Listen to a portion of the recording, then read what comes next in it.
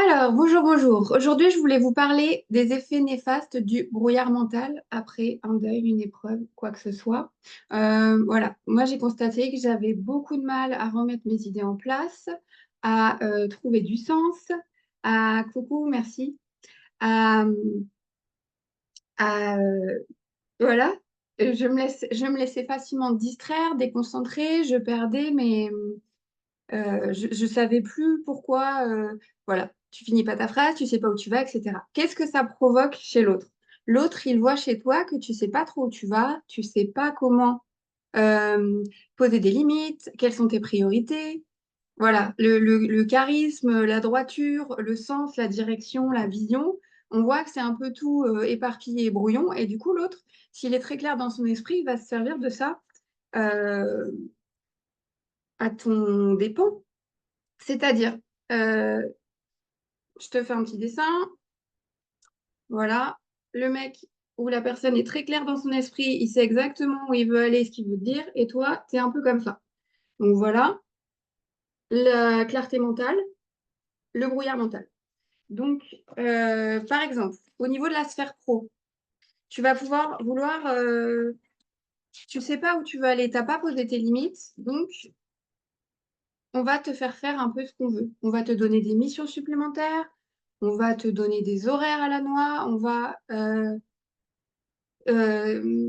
là, tu sais, on va moins demander à la personne qui va dire non, qui sait ce qu'elle veut, etc., qu'à la personne gentille, éparpillée, qui veut bien faire. On sait qu'elle va dire oui, on va aller tout de suite vers elle, lui demander, etc. Tu comprends? Tu vois l'idée? Ce que je veux dire par là, c'est qu'une fois que tu as pris conscience de ce brouillard, que ça t'empêche de poser des limites, d'être clair. En fait, la clarté mentale, c'est super sécurisant pour toi et pour les autres. On connaît ton cadre de référence, comment tu fonctionnes, on sait tes limites, on sait si on peut te demander telle ou telle chose, si c'est dans ta zone de compétence, si ça te fait plaisir de le faire, si tu as envie, etc. On apprend à te connaître, à te cerner et c'est rassurant pour l'autre. Donc, c'est là où vraiment pour moi, clarté, confiance, connexion sont liées, puisque plus je suis claire, plus j'ai confiance en moi et plus je vais pouvoir connecter avec les bonnes personnes et être en sécurité avec moi-même et avec les autres, puisque le cadre est clair. Ça, c'est au boulot, mais ça peut être dans ton couple, le brouillard mental dans ton couple. S'il n'y a pas de limite, s'il n'y a pas de clarté, ben, il n'y a pas d'horaire, je ne sais pas, pour les repas par exemple. On mange à telle heure, il se passe quoi, on ne sait pas, l'autre il rentre pas, etc. Il n'y a pas de clarté, il n'y a pas de visibilité. Il faut sans cesse recommuniquer sur des choses. Si on a la chance d'avoir une bonne communication avec son conjoint, on va sans cesse reclarifier, bah, là, je t'avais demandé de rentrer à telle heure.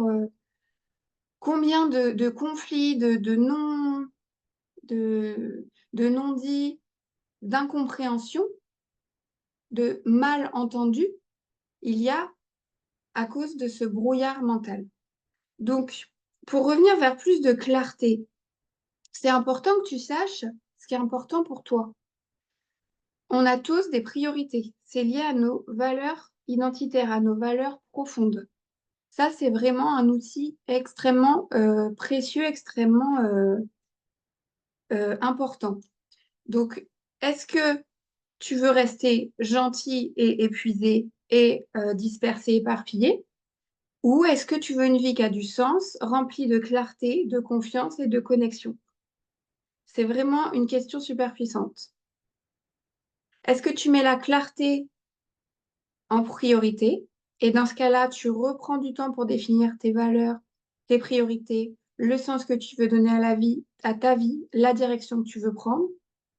Ou est-ce que finalement, c'est ça après. En fait, je vois des gens, il n'y a rien qui va, et puis on va faire un stage de lâcher prise pendant une semaine. Voilà, les gens vont s'offrir un stage de lâcher prise, un stage de... Et, ça, pour moi, c'est du faux lâcher prise où tu envoies tout voler parce que tu n'as pas trouvé les clés, les outils. Et je souris et j'ai beaucoup de respect et de...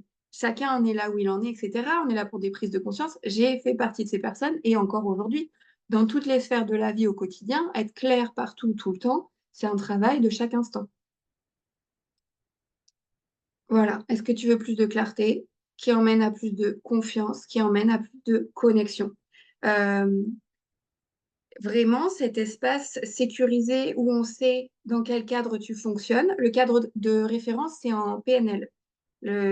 Voilà, quelle est ta carte du monde, comment tu vois les choses. C'est pour ça que c'est important de s'exprimer, de dire qui on est, et même si c'est pas en communiquant, ça peut être à travers tes actes. Chacun a sa manière de communiquer. Par exemple, ça me fait penser au lien avec les 7 langages de l'amour. Tu peux dire à quelqu'un que tu l'aimes de tout ton cœur et tout, la personne n'entend pas si pour lui, son langage de l'amour prioritaire, ça va être par les actes. Toi, tu es dans la communication, lui, il est dans l'action. Eh bien, à un moment, il va falloir chercher un compromis, un espace pour se rencontrer, un espace pour donner à l'autre ce dont il a besoin. J'ai compris comment tu fonctionnes et je viens vers toi. On est responsable à 50% chacun de sa part dans la communication. On a chacun, c'est Thomas Danzambourg, la communication non violente, qui dit on a chacun un bout de l'écharpe. Tu as 50%, l'autre, il a 50%. Donc, je vais vers l'autre parce que j'ai compris son langage, mais j'ai aussi mes limites, mon cadre de référence, mes priorités, mes valeurs, etc., etc.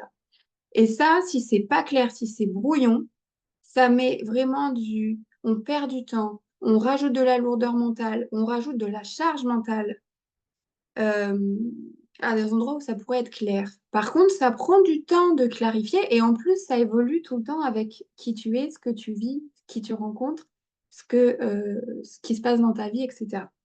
Voilà pour le brouillard mental. Ça peut être au niveau du travail, donc se faire